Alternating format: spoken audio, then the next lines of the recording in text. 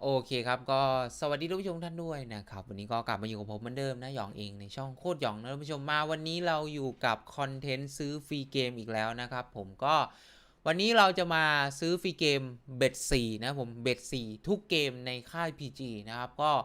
จะซื้อทุกเกมนะผมเบ็ด4นะเพราะว่าก่อนหน้านั้นเราซื้อเบ็ด1เบ็ด2เบ็ด3มาแล้วนะผมก็วันนี้เดินทางมาถึงเบ็ด4แล้วได้โอกาสทำแล้วนะผมก็เติมทุนมาวันนี้ 3,000 เลยนะท่านผู้ชมนะก่อนไปดูคลิปนะผมก็ฝากกดติดตามฝากกดไลค์กันด้วยนะท่านผู้ชมนะก่อนไปดูคลิปนี้นะผมแล้วก็ขอพูดตรงนี้ก่อนนะครับว่าผมจะซื้อฟรีเกมในรูปแบบที่ซื้อเลย1ไม้นะผมเกมละ1ไม้เท่านั้นนะไม่มีซื้อซ้ำนะผมเข้าใจว่ามันควรที่จะซื้อซ้ำ1ไม้นะเพื่อที่จะให้มันแตกดีนะผมนะแต่ว่าวันนี้ผมจะซื้อแค่เกมละ1ไม้เท่านั้นแล้วก็จะไม่มีการหมุนล้างหน้ากระดานนะเพราะว่าคอนเทนต์นี้ตั้งใจมาเพื่อที่จะซื้อฟรีเกมอย่างเดียวเลยนะผมเอาเป็นว่าไปดูกันเลยแล้วกันนะผมฝากกดไลค์กันด้วยนะปะเริ่มแรกเกมต้นไม้ไอ้เหี้ยผมจำได้เลยเนี่ยผมแอบมาเล่นใช่จำได้เข้าฟรีแล้วไม่แตกเนี่ยผมออกไปเลยจำได้เลยแต่ว่ารอบนี้เบ็ดสีไหมเบ็ดสีโอเคมาเกมแรกท่านผู้ชมนะครับเดี๋ยวผมมานะขอใช้ดวงขอพึ่งดวงท่านผู้ชมสักแป๊บเดี๋ยวผมไปเอาแมวออกจากตู้ก่อนมันติดตู้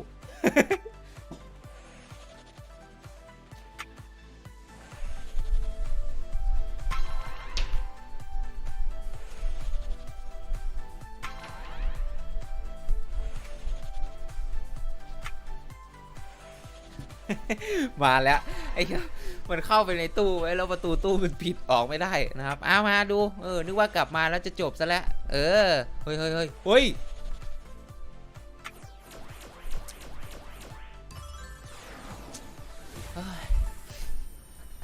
คูณ12เหรอ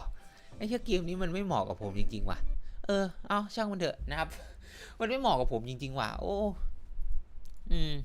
ไปต่อวินวายเบนตี้นะครับชาโดเกมกำนันนั่นเองนะครับกำนันสาวนะมาอุ้ยเบ็ดสีนี่ว่ะปรับเบ็ดสีไว้เรากี่แล้วนี่ว่ะโอเคเลยงั้นก็ไปเลยแล้วกัน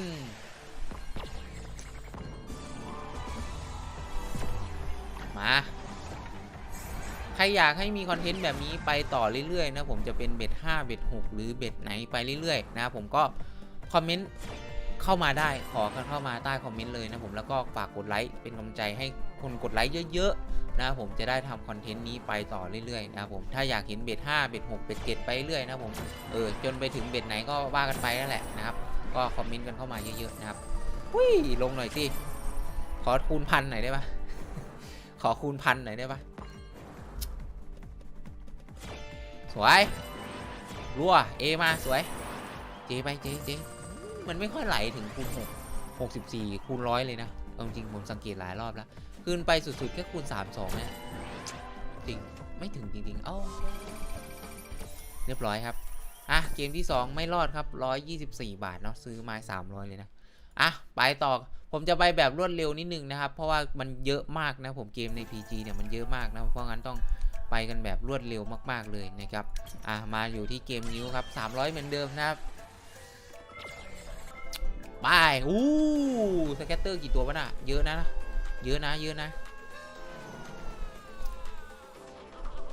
ขอดีหน่อยครับสักเกมครับแตกแสนแตกล้าน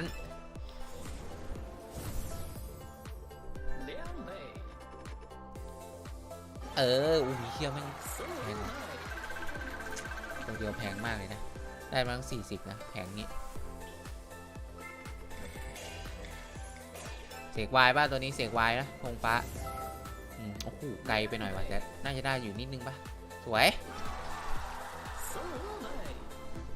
รองเท้าช่องแรก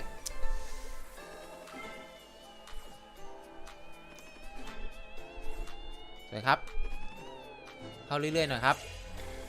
มาธงเสกตัวแพงครับเสกตัวแพงครับ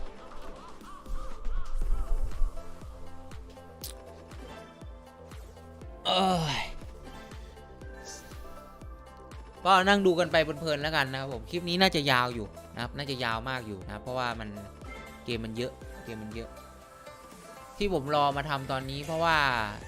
ผมรอเกมใหม่เข้าครับผมไม่รู้ว่าเกมใหม่มันจะซื้อฟรีได้ไหมไงพอมันเข้ามาปุ๊บอ้าวซื้อไม่ได้นะผมไอเกมโทเทมอะซื้อไม่ได้อะก็เลยทำเลยแล้วกันนะครับจะได้แบบเป็นคลิปที่อัปเดตได้แบบถึงเกมใหม่ไงแต่ปรากฏว่าเกมใหม่เนี่ยมันซื้อไม่ได้นะครับก็ไม่เป็นไรนะครับรอเกอร์ไปอย่าไปเล่นนะเกมใหม่อะ เกมแดกนั่นอะไม่รู้อะแต่ผมไปเล่นแล้วเสียครับโอ้เสียอีกแล้วอะไม่รอดนะครับเกมที่3ของเราไปต่อที่บาหลีแล้วกันมาบาหลีอุ้ยซื้อไว้แล้วอุ้ยปรับไว้แล้วด้วยสวยมาน่าจะเคยมาซื้อแหละถ้าจำไม่ผิดนะเข้าอยู่แล้วไม่ต้องดูหรอกเกมที่3ครับเกมนี้เคยบั๊กนะท่านผู้ชมนะตอนนั้นจำได้ว่าแม่งบั๊กแตกโหดมากอะช่วงนั้นคือคนในกลุ่มได้กันไปเยอะมากครับแต่ผมไม่ได้นะผมนอนหลับ ไม่ได้ตื่นมาเล่นโคตรเซ็งเลยวันนั้นโอ้โหไม่เข้าไหนวะนี่ต้องกดข้ามโอ้โหเข้าแค่นี้จริงเหรอนี้แม่งก็เกินอะเกินปุยมุ้ยเกินปุยมุ้ยเกินปุยมุ้ยมาดิโอ้โอเคได้เยอะอยู่อย่างน้อยมามิกวิน93 บาทไม่รู้ว่าทุน 3,000 มาเนี่ยมาทุน 3,000 เนี่ยจะพอหรือเปล่านะครับแต่ถ้าไม่พอเดี๋ยวผมเติมให้นะผมทุ่มทุนกับคอนเทนต์นี้มากนะครับยังไงก็ฝากเป็นกำลังใจให้ผมหน่อยแล้วกันนะฝากกดไลค์ฝากกดติดตามให้หน่อยแล้วกันนะครับอุ้ยไอ้เหี้ยจบละถ้าฟรีมาเงี้ยอุ้ยโชว์เดเกมบั๊กว่ะผมว่าเกมบั๊กว่ะไม่ใช่ละแตกไอ้เหี้ยมาดิได้หมุนเพิ่มว่ะได้อีก8 หมุนว่ะเหี้ยมาดิคูณ11ด้วยนะตอนเนี้ยไม่เป็นไรสวยตัวนี้แพงครับ2ตัวนี้แพงตัวไหนก็ได้ลงมาสวยไม่เป็นไรคูณ13มันก็แตกโหดอยู่แล้วว่าเอาแล้วดิ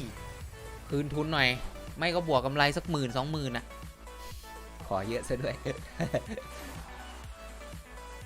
มะพร้าวไหมครับมะพร้าวไหมครับบักพร้าวบอเอาบักพร้าวบอมาดิภาษาใต้บอกมะพร้าวเรียกอะไรวะ อยากได้ทุกภาษาเลยตอนเนี้ย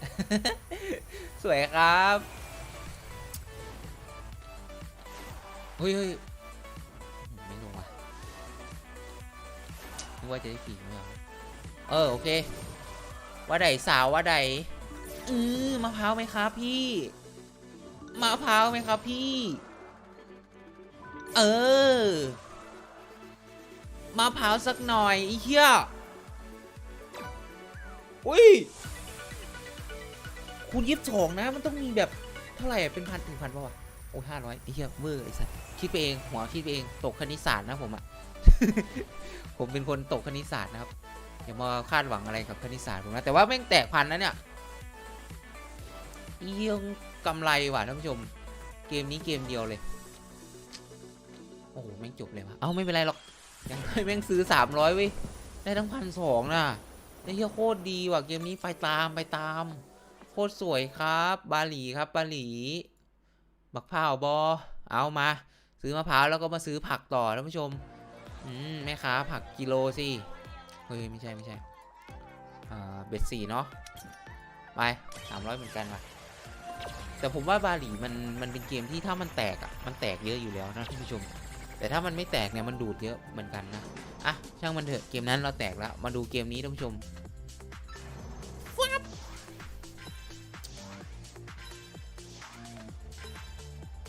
ข้ามเลยได้ไหมไม่อยากดู สวยวายการตรงนี้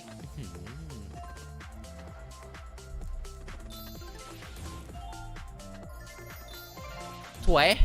ได้วาย2 ตัว3 ตัวยาวไม่ยาวอ่ะไกลไปหน่อยไม่ยาวอ่ะพักโอ้ยนอ ทำไมพูดอีสานเยอะจังมาวันนี้ สวยเอ้ยมะม่วงตัวแพง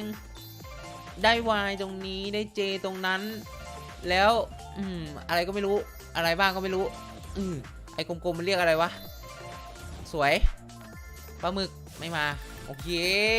เว้ย2 เกมติดเว้ยท่านผู้ชม2 เกมติดเว้ยเอาว่ะ เฮ้ยทำไมมันดีวะงงเหมือนกันขนาดเดือนนี้ผมคิดว่าฟรีเกมมันเป็นฟรีเกลือนะเดือนนี้เดือนแห่งฟรีเกลือเลยนะแต่ทำไมมันแตกวะเนี่ยอีกนิดหน่อยนิดหน่อย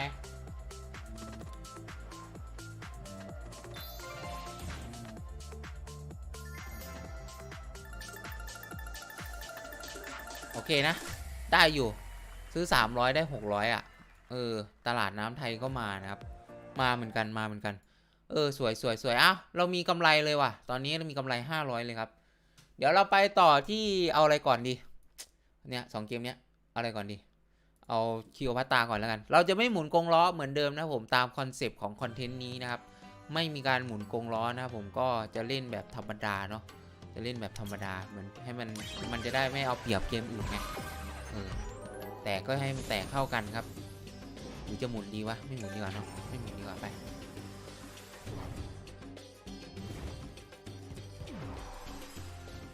สวยว่ะสแกตเตอร์มาอีกแล้วจบเลยเฮ้ยแหมนึกว่าจะซ้ำรอยประวัติศาสตร์บาลี ไม่ซ้ำว่ะคือไม่ต้องมาฟรีในฟรีก็ได้ขอแค่ไม่ขาดทุนก็ดีใจแล้วเนี่ยสวยครับสวยครับแจ๋วมาอีกแล้วโอ้ยอีกตัวเห็นสเก็ตเตอร์อยู่ข้างบนอ่ะไม่ลงสวยแผงใหญ่เลย QA ก็ได้มา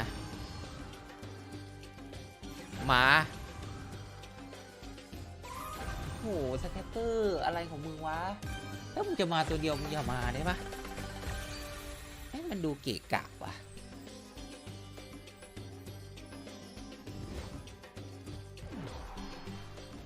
สวยข้ามเลยแล้วกันข้ามเลยมั้วข้ามเลยแล้วกันโอ้ไม่มาโอเคเรามี300 ไม่ขาดทุนอีกแล้วว่ะท่านผู้ชมกำไร22 บาทว่ะตอนเนี้ยงงมากเลยว่ะบทจะดีมันก็ดีเลยเนาะ PG มาเอาใจอะไรกูวะเนี่ยมาเอาอกเอาใจอะไรอะหรือว่า PG มันปรับมาให้ซื้อฟรีเกมว่าเดือนนี้แล้วให้หมุนเองอ่ะไม่ค่อยดีแต่ว่าซื้อฟรีดีแบบ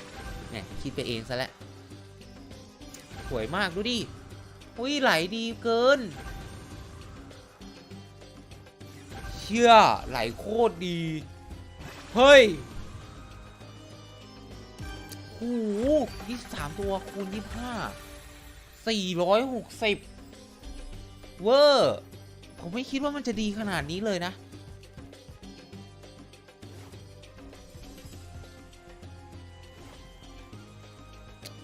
โคตรเอาอ่ะหมุนสุดท้ายจบแล้วแต่ว่าก็กำไรอ่ะคือได้กำไรผมก็พอใจแล้วอ่ะโคตรดีว่ะท่านผู้ชมโคตรดีครับคลีโอพัตตาเนาะไปต่ออีบุ๊กครับเกมนี้ค้างไปแล้วอะไรอ่ะมาอีบุ๊กต่อเลยเบสซีเนาะไป300เหมือนเดิมส่วนมากมันจะซื้อประมาณนี้แหละนะครับมันจะมีบางเกมที่แบบซื้อน้อยลงก็อย่างสาวถ้ำนั่นนี่นั่นผมจะสุ่มนะคอนเซปต์ของคลิปเราก็สุ่มนะครับหลับตาก่อน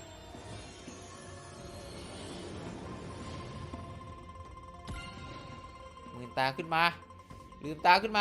หมื่นมาซ่านลืมตาขึ้นมาปรากฏว่าเฮียได้50,000วะคูณ10มันได้ตัวหมุนน้อยแต่ว่ามันคูณเยอะนะมาดูว่ามันต้องลุ้นให้มันเข้าเลยอ่ะต้องลุ้นให้เข้าเลยอ่ะโอ้โหไม้กางเขนช่องแรกงานสวยเลยโอ้โหผมว่าไม่รอดว่ะหมุนน้อยไปหน่อยว่ะ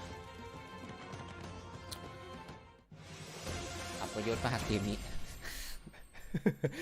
ซื้อ300ได้20 บาทไอ้เหี้ยไวด้วยเกมไวจัดไป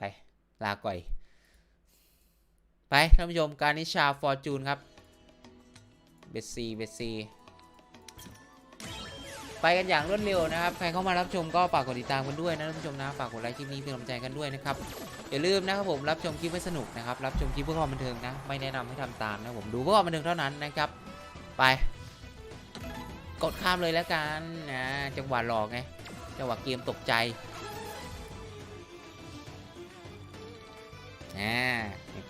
กดข้ามเลยแล้วกันเอาไม่ข้ามเลย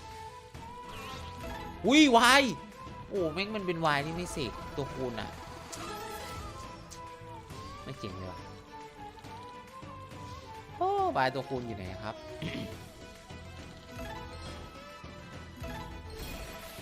มาแล้วอ่ะ10 ป่ะ10 ป่ะ10ครับได้วายครับผมวาย2 ตัวขอเข้าหน่อยเอ้ยเท่าไหร่เนี่ยโอ้ยกำไรเฉย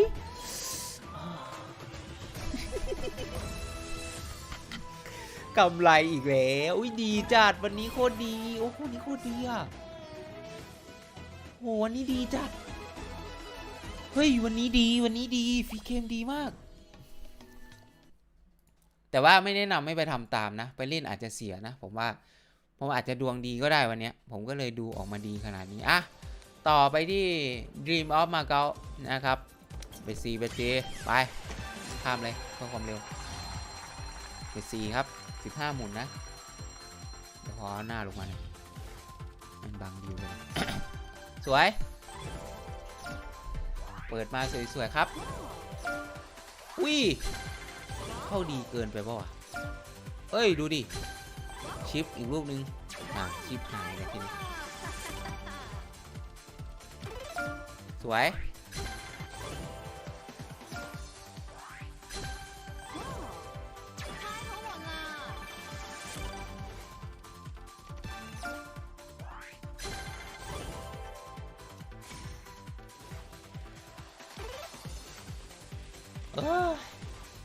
หลังๆก็จะเริ่มไม่เข้าแหละใช่ปะได้ตอนนี้มา64ครับ64 บาทคูณ9คูณ10คูณ10ละ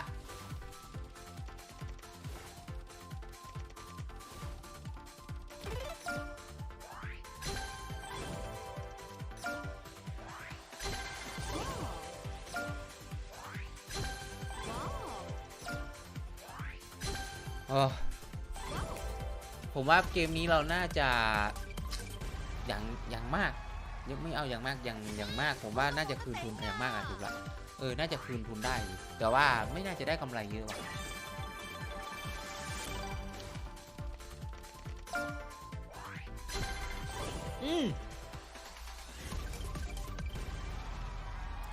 กำไรแล้วอีก2 หมุนว่ะ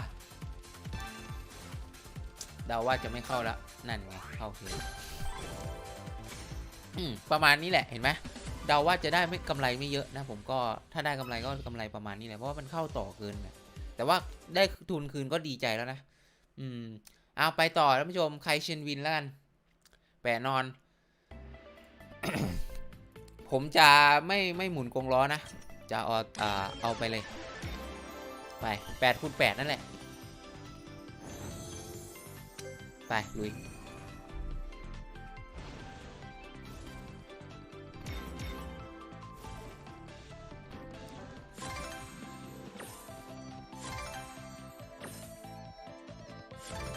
สวย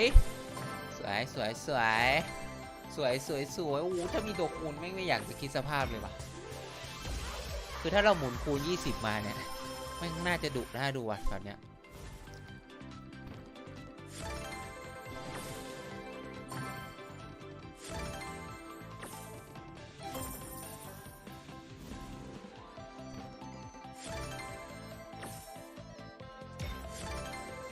สวยว่ะเฮ้ยแม่งฟรีวันนี้มันดีจังวะท่านผู้ชมรู้สึกดีมากเลยอ่ะมันแตกดีนะวันนี้นะผมเล่นอยู่ตอนนี้บ่าย2:30นะครับตอนนี้บ่าย2:30แล้วแต่ว่าน่าจะเริ่มเล่นมาตั้งแต่บ่าย2ครับ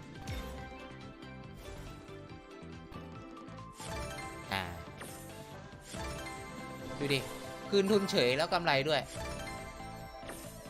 ไปต่ออีกเอากำไรเฉยเลยเอ้าแปะนอนก็ยังกำไรเอากำไร48 บาทใช่ ช่ไหมอาจจะเยอะกว่าด้วยเพราะว่าเราซื้อเบ็ด200หรือเปล่าวะเราซื้อ200นี่กำไร100กว่าเลยนี่148ท่านผู้ชมโอ้ทำไมมาดีจังอ่ะไปต่อไลออฟบาฟาโลจังหวะนี้ต้องรีบกอบโกยไม่รู้ว่ามันอัปเดตมาดีวะเกี่ยวกันไหมตอนนี้ผมมีกำไร1,400เลยนะครับจากที่ผมเอาเหมือนว่าตั้งใจเอาทุนมาผ่านเลยนะเนี่ยคลิปเนี้ยตั้งใจมาเสียเลยอะแม่งมีกำไรเฉยเลยงงเลยเกมนี้มันช้านะผมขออนุญาตกดข้ามเรื่อยๆนะครับเพราะมันเป็นเกมที่หมุนช้ามากมันจะดิ๊กอะรู้จักดิ๊กปะ มึงจะเสกทำไมวะเสกไม่เข้าเนี่ยท่านผู้ชมรู้จักดิ๊กปะเนี่ยดูเดี๋ยวมันจะดิ๊กเนี่ยดิ๊ก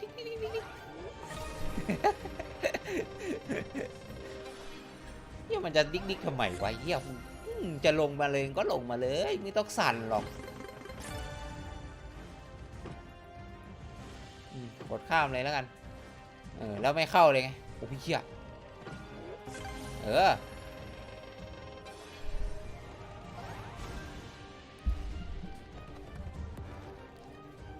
โอ้ผมว่าเกมนี้แหละขาดทุนอะ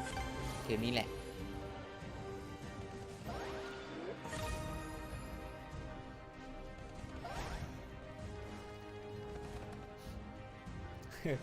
เรียบร้อยผมว่าเกมนี้ขาดทุนแน่ๆ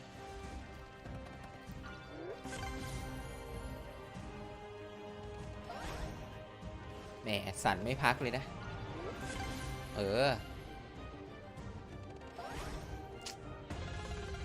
เรียบร้อยครับ49 บาทนะซื้อแม่งตั้งแพงเป็นเกมที่ซื้อแพงแล้วกากมากนะแล้วเล่นธรรมดาผมก็ไม่อยากมาเล่นด้วยไอ้ไลท์ออฟอพอลโลนะผู้ชมไม่น่าเล่นนะครับอาจจะเป็นเกมชอบของหลายคนแหละแต่สำหรับผมไม่ชอบไงมันไม่น่าเล่นเท่าไหร่ต่อไปลัคกี้เนโกะนะครับมาเดินทางมาถึงแมวทองแมวนรกดูว่ามันจะเป็นแมวทองหรือจะเป็นแมวนรกจัดไป300สวยป่ะ4 ตัวก็ถูกแล้วป่ะมาลุ้นกันหน่อยตอนนี้เริ่มเหนื่อยละนั่งพูดนานไปหน่อยปกติอัดคลิปต่อคลิปจะมีการพักขั้นกลางไงแต่นี่แม่งภาคยาวเลยท่านผู้ชมคลิปนี้น่าจะมี30-40 นาทีครับ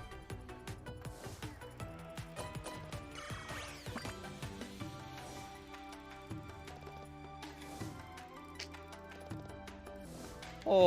แมวไม่ดีว่ะ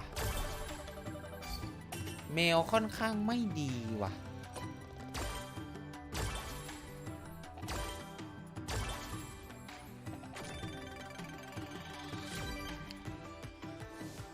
ไม่ดีผมว่าไม่ดีข้ามเลยแล้วกันเนี่ยเพิ่งมาโอ้โหไม่เยอะได้80 บาทขาดทุนนะครับแมวขาดทุนนะไม่รอดครับเบ็ด4ของแมวนะครับเอาไปต่อ Jurassic Kingdom ครับเกมนี้น่าจะยาวอยู่ใครแม่งมาเล่นเบ็ด500ไปปะเกินไปไม่ใช่ดิหลงลืมละสมองเบลอขอไปเอาน้ำมากินหน่อยนะฝากลุ้นหน่อยนะตอนนี้มันดูดทุนดูดกำไรเราคืนละน้ำหมด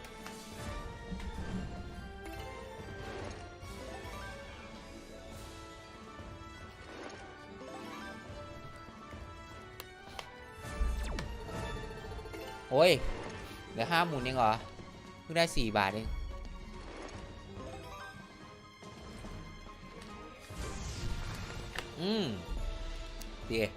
ดีมากขอบคุณที่มาให้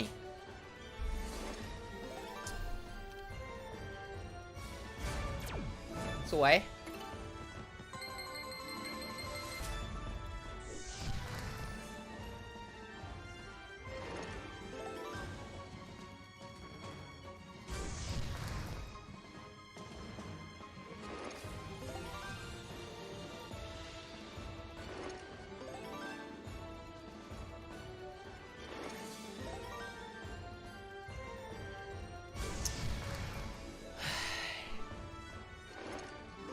ไม่น่ารอดว่ะเกมนี้ผมว่าจบละไม่รอดหรอกมันสุดท้ายแล้วท่านผู้ชมโอ้แถมเฉย ไปรีบหมุนให้มันจบไปจะไปเล่นเกมอื่นโอ้คนกากเลยเกมเนี้ยเท่าไหร่50ไม่ผ่านไปอุ้ยเชื่อสาวถ้ำว่ะเดี๋ยวเอาไว้ก่อนบัฟฟาโลวินก่อนแล้วกันว้าวใครมาเล่นเบ็ด20ไว้เนี่ยน่าจะผมนี่แหละมั้งจำไม่ได้ว่ะเอาไป300นะครับเหมือนเดิมส่วนมากจะซื้อ300แหละนะครับเกมนี้นี่เป็นเกมที่ถ้าเข้านี่เข้าเยอะนะครับผมแต่ว่าถ้ามันไม่เข้าเนี่ยมันจะเกลือมากๆเลยนะครับตามสเต็ปของพวกเกม3แถว3ริว3แถวพวกเนี้ยมันจะประมาณนี้แหละคล้ายๆเกมใหม่ของโทเทมที่มาใหม่ครับจะเป็นเกมน่าจะเป็นเกมสไตล์ที่แบบถ้าเข้าก็เข้าเยอะแต่ถ้าไม่เข้าเนี่ยน้อยเลยสวยมาลุ้นกันว่าจะเข้าไปขอไหลๆหน่อยตัวเจมาขออย่างนึงได้อย่างนึงจะเลินแหละ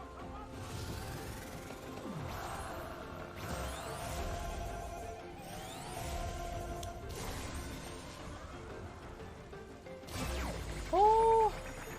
แม่งอะไรวะเอ้านกก็ได้หรอเฮ้ยมันมีนกช่องแรกใช่ปะผมลืมดูผมนึกว่ามีแต่ตัวนะเฮ้ยสวยดิกันน่ะเฮ้ยนกมันแพงนะโอ้โหกูชื่นใจขึ้นมาเลยกูเห็นจำนวนนี้ไอ้เหี้ยมาดิกูคืนทุนแล้วไงที่เหลือกูกำไรไงโอ้โหพีจะปิน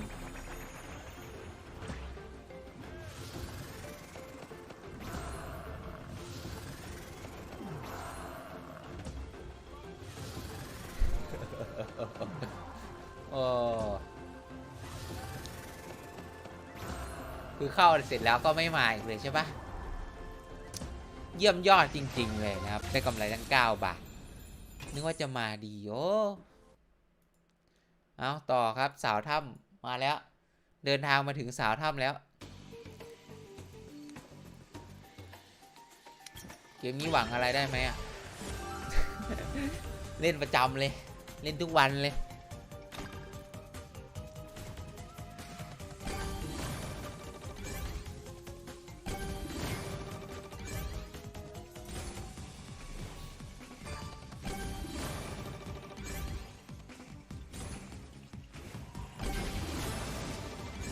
โอ้รอดไหมน้องหน้าแดงเท่าไหร่แล้วเนี่ย91 บาทแต่เราซื้อ200ใช่ปะซื้อ200นะครับสาวทำอุ้ยไม่ลงวะหน้าเขียว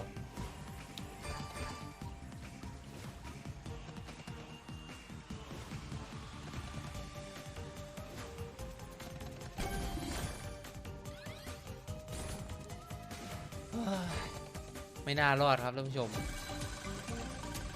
ไม่รอดครับไม่รอด200นะที่เราซื้อนะครับได้มาแค่140ขาดทุนอยู่60 บาทเลยสาวทำไปต่อแล้วกี่เกมเนี่ยโอ้ยหน้าสุดท้ายแล้วท่านผู้ชม10 เกมสุดท้ายแล้วนะครับมาคล็อกเทลไนท์ลุยกันเร็วๆเลยตอนนี้28 นาทีแล้วท่านผู้ชมใครเข้ามารับชมฝากกดติดตามกันหน่อยนะครับฝากกดไลค์คลิปนี้เป็นกำลังใจกันด้วยนะครับรับชมคลิปให้สนุกนะครับรับชมคลิปเพื่อความบันเทิงเนาะไม่แนะนำให้ทำตามนะผมก็ไม่อยากให้ทำตามเลยนะเกมสล็อตมันมีได้มีเสียนะครับ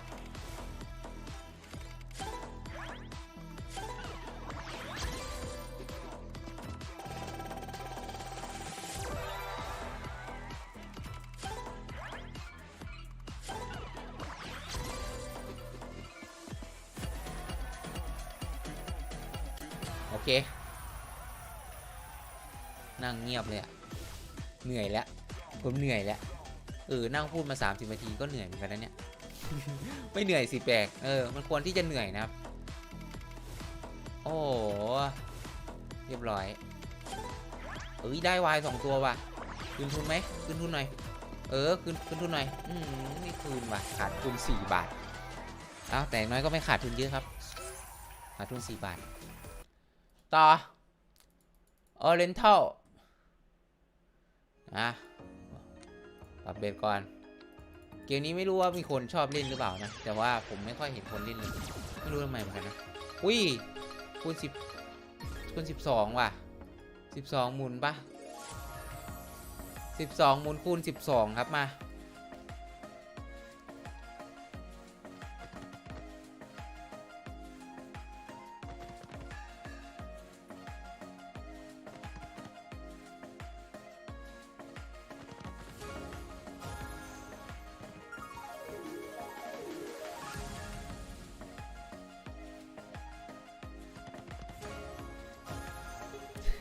ผมไม่รู้ผมจะพูดอะไรจริงๆนะเว้ยนั่งเงียบเลยแล้วกัน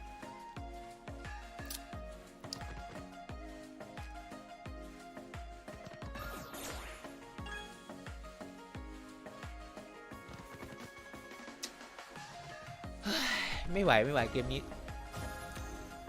เฮ้ย94แล้วว่ะคือเหลือ4หมื่นแล้วเนี่ยไหวไม่ไหวก็อยู่ที่มึงแล้วแหละมึงจะให้กูไหม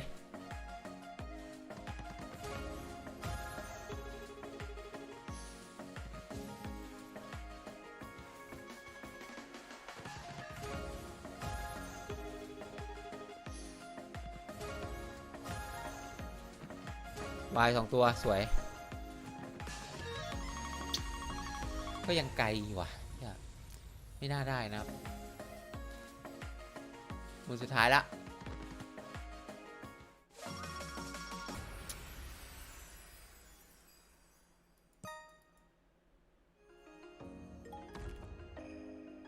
เอากดผิดไป300ได้มา200นี่แหละ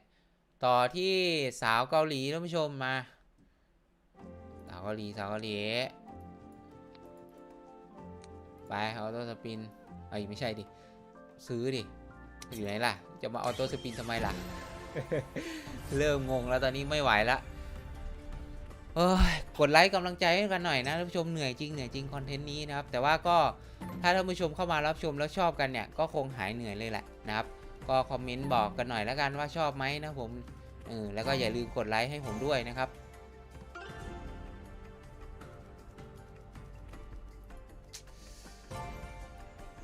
ดอกใหญ่จัดแต่ว่าคูณ2เอง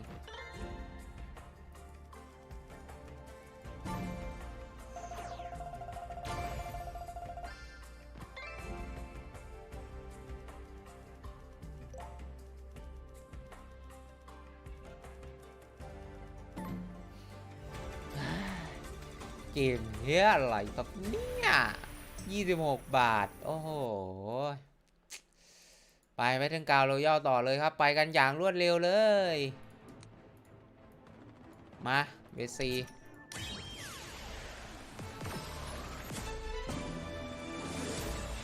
ไปลุย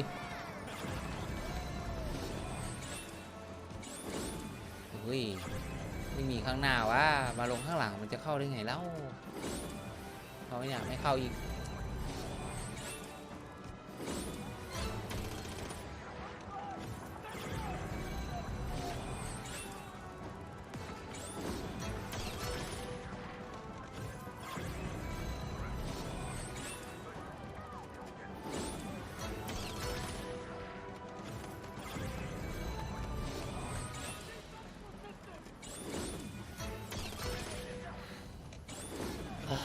ไม่รอดแล้วแหละ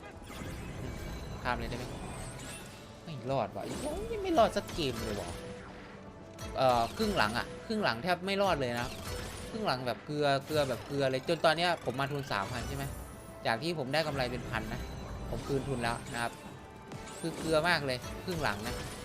แต่ว่าไอ้ครึ่งแรกที่เราเล่นมาดีอยู่ดีเลยดีจนได้กำไรเป็น1,000แต่พอมาครึ่งหลังของเกมที่อยู่ในอีกครึ่งนึงไม่ดีเลยครับจ่ายแบบน้อยมากจ่ายน้อยมากไปลัคกี้พิกกี้ครับเบสเซเลยขอเอ็นพักหน่อยแล้วกันท่านผู้ชม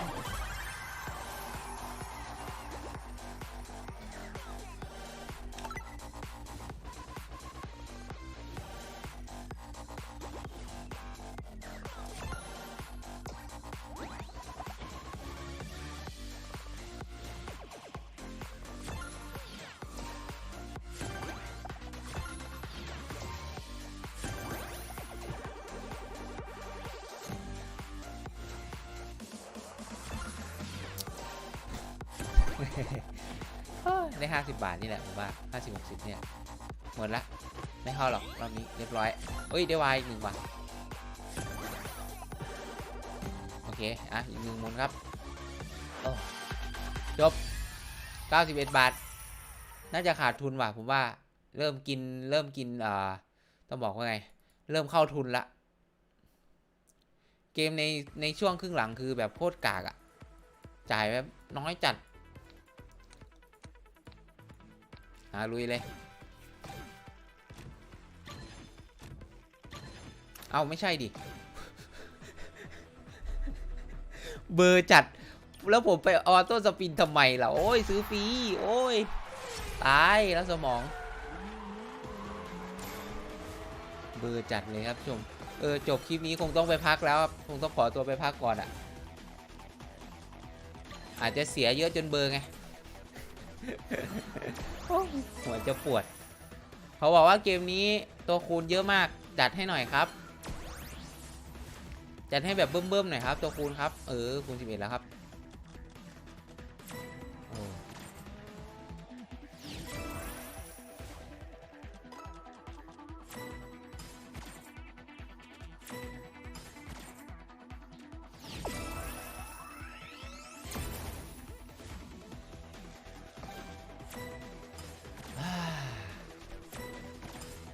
ดอกสุดท้ายอีกสักดอก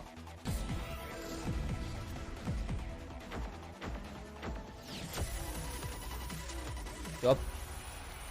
สปีดวินเนอร์ครับจบที่คูณ11นะครับ164 บาทขาดทุนนะแม่งครึ่งหลังแม่งขาดทุนยับเลยว่ะขาดทุนทุกเกมเลยอะไม่ไหววะอ่ะวายโคเตอร์เกมสวนสนุกครับเบสซีไปอยู่ไหนอะนี่ไงไม่ไหวว่ะตอนแรกนึกว่าจะได้กำไรแล้วเจียวนะครับพอมาถึงครึ่งหลังเกมที่อยู่ในครึ่งหลังเสียยับเลยอ่ะเข้ามาแล้วฝากกดติดตามฝากกดไลค์กันด้วยนะท่านผู้ชมนะฝากให้กำลังใจกันด้วยแล้วกันนะใครชอบคอนเทนต์แบบนี้ก็คอมเมนต์บอกกันด้วยนะครับจะได้แบบมีกำลังใจทำคอนเทนต์แบบนี้ต่อไปจะได้รู้อะว่าชอบคอนเทนต์นี้นะผมจะได้แบบทำต่อนะผมเป็นเบ็ด5แล้วกันต่อไปน่าจะเป็นเบ็ด5นะผมไล่เบ็ดกันไปเรื่อยๆแล้วกันนะครับก็คอมเมนต์บอกกันด้วยนะครับผมอย่าลืมนะที่สำคัญฝากกดไลค์กันด้วยนะท่านผู้ชมนะฝากกดไลค์ฝากติดตามกันด้วยนะครับ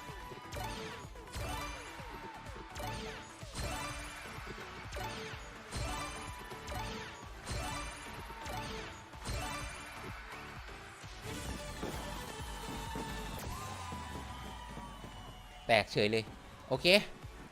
ใช้ได้มามือสุดท้ายจบ500เฉยท่านผู้ชมโอเคเกมนี้รอด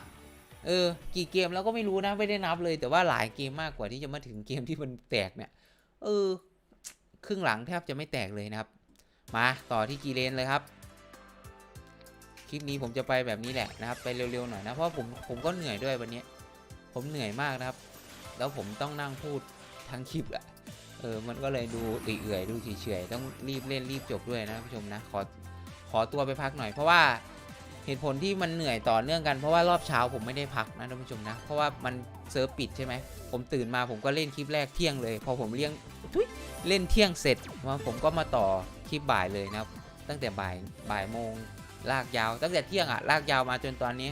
บ่าย2จะบ่าย3แล้วผมก็ลากยาวมาเลยนะครับก็ไม่ได้พักเลยนะก็เลยรู้สึกเหนื่อยหน่อยอาจจะพูดแบบติดขัดอาจจะนิ่งเงียบไปสักพักนะท่านผู้ชมเพราะว่าแบบอยากพักด้วยนะครับไม่อยากพูดอะไรเยอะด้วยเหนื่อยแล้วเหนื่อยกับฟรีเกมด้วย ฟรีเกมแม่งส้นตีนมากโทษฟรีเกมแม่งแบบบางเกมก็จ่ายแบบโหดมากบางเกมก็จ่ายแบบขี้กากมากนะจ่ายแบบโอ้ไม่น่าจ่ายแบบนี้จ่ายทำไมอะไรเงี้ยจบดูดิ25 บาทเนี่ยจ่ายทำไมเบ็ด4เอาไปวินเทอร์แจ็คฟอร์ดวินเทอร์นะครับเกมในตำนานเลยเนี่ยไป2เกมสุดท้ายแล้วนะครับก็เกมนี้เป็นเกมรองสุดท้ายแล้วนะก็ขอบคุณทุกคนด้วยนะครับที่รับชมมาจนถึงตอนนี้นะผมไม่ว่าจะเพิ่งเข้ามารับชมหรือว่ารีมาดูตอนนี้หรือว่ารับชมตั้งแต่ต้นคลิป ก็แต่แล้วแต่นะผมก็ขอบคุณทุกคนเหมือนกันหมดนะผมขอบคุณมากๆเลยนะที่เข้ามารับชมกันนะผมขอบคุณมากๆครับก็เป็นกำลังใจให้ผมได้มากเลยนะผมทุกยอดวิวทุกยอดการติดตามทุกยอดคอมเมนต์ทุกยอดการกดไลค์นะผมก็ขอบคุณมากๆจากใจเลยนะครับขอบคุณครับก็ติดตามกันแบบนี้ไปนานๆแล้วกันนะครับจะไม่หายไปไหนแน่นอนนะครับจะทำคลิปดีๆแบบนี้ออกมาให้รับชมเรื่อยๆตลอดเลยครับผมเพิ่งจะแตกนะโอ้เกมอะไรวะเนี่ยโอ้โหไม่ไหลเลยว่ะแล้ว2 หมุนสุดท้ายแล้วเนี่ยหือโอ้โห20 บาทเยี่ยเกมกากเหมือนกันนะเนี่ยอ๋ออ่ะมาเกมสุดท้ายแล้วครับเกมสุดท้ายแล้วมาท่านผู้ชมทุนอุ้ยผมมีกำไรแน่นอนอ่ะเอ้ยไม่ใช่มีกำไรแน่นอนผมขาดทุนแน่นอน พูดกลับกันได้ไงผมขาดทุนแน่นอนอยู่แล้วนะผมน่าจะประมาณ1,000นี่แหละนะผมแต่ก็ไม่เป็นไรผมทำใจว่าจะมาขาดทุนอยู่แล้วนะผมเพราะว่าคอนเทนต์แบบนี้น่าจะหวังผลกำไรได้ยากนะครับแต่ว่าในช่วงครึ่งแรกช่วงเกมครึ่งแรกอะตั้งแต่บาหลีมาคือแม่งกำไรโคตรดีอะกำไรโคตรดีนะผมแต่ว่าข้างหลังนี่คือแบบไม่ไหวเลยนะผมแต่ว่ามาลุ้นเกมนี้เกมสุดท้ายนะผมถ้าแตก1,000ได้ก็กำไรอะแต่ถ้าไม่ถึงก็ไม่เป็นไรนะครับจบไปนะก็ครบทุกเกมแล้วนะครับ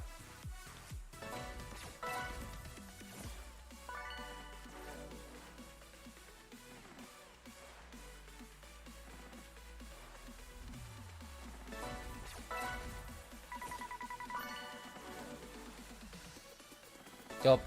ไม่น่ารอดตัวคูณก็น้อย2 หมุน Y มา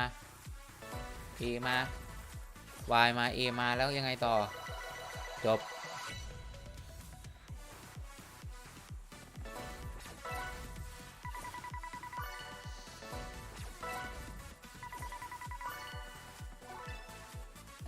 ได้เจนะอันนี้ไปโอเคจบแล้วท่านผู้ชมผมว่าหมุนสุดท้ายแล้วน่าจะไม่ได้เยอะหรอกถ้าได้ไม่ได้ด้วยโอเคครับผมครบแล้วเหนื่อยมากนะครับก็เรามาทุนวันนี้ 3,000 นะในการซื้อฟรีเกมทุกเกมในค่าย PG นะครับผมโดยจะซื้อฟรีเบ็ด4นะผมก็ซื้อครบทุกเกมเรียบร้อยแล้วนะครับผมก็ขาดทุนนะบทสรุปคือการขาดทุนไป600นะผมถือว่าเกินคาดนะจริงๆผมตั้งไว้ว่าแทบจะทุนเนี่ยแทบจะไม่พอด้วยซ้ำแทบจะได้เติมเพิ่มด้วยซ้ำแต่ว่ากลายเป็นว่าเราขาดทุนแค่600นะผมก็คือครึ่งแรกในครึ่งแรกที่เราเล่นมาไอ้ช่วงเกมบาหลีเกมเนี่ยแตกดีจนมีกำไรเป็นพันเลยแต่ว่าในช่วงครึ่งหลังเกมแม่งดูดกลับนะผมหลายเกมเลยไม่ดีเลยนะผมก็สุดท้ายก็ขาดทุน600นะครับผมเอาเป็นว่าก็ขอบคุณทุกคนด้วยนะครับที่เข้ามารับชมคอนเทนต์นี้ถ้าชอบก็ฝากกดไลค์ฝากกดติดตามกันด้วยนะครับคอมเมนต์มานะว่าอยากให้มีคอนเทนต์เบ็ด5ต่อไหมซื้อฟรีเบ็ด5ต่อไหมนะผมซื้อทุกเกมนะในค่าย PG นะผมก็คอมเมนต์กันเข้ามาได้นะครับผมโอเคสำหรับวันนี้เหนื่อยมากนะผม45 นาทีแล้วมั้งเนี่ยนะภาคมาแบบตั้งแต่คลิปบ่ายคลิปเช้านะผมลากมาคลิปบ่ายต่อเลยแบบต่อเนื่องแบบเหนื่อยสุดๆนะผมก็ขอบคุณทุกคนด้วยที่เข้ามารับชมนะผมก็ยอดวิวมันเพิ่มขึ้นผมก็คงหายเหนื่อยเองแหละนะผมก็วันนี้ไปแล้วท่านผู้ชมขอตัวไปพักก่อนรอบเย็นกลับมาต่อกันใหม่สำหรับวันนี้ขอบคุณทุกคนมากครับขอบคุณมากครับขอบคุณมากๆครับรับชมคลิปให้สนุกนะครับรับชมคลิปเพื่อความบันเทิงเท่านั้นนะไม่แนะนำให้ทำตามนะไปแล้วท่านผู้ชมแล้วเจอกันครับผมบ๊ายบายครับขอบคุณมากๆครับ